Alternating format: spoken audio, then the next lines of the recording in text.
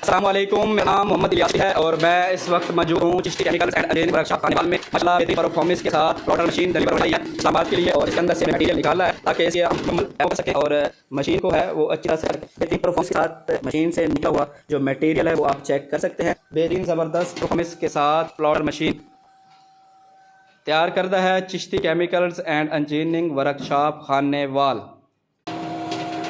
बेहतरीन performance plotter machine, ये इसके अंदर से वर्म है, ये आप चेक करें। इस वर्म के ज़रिए मटेरियल जो है वो निकल रहा है।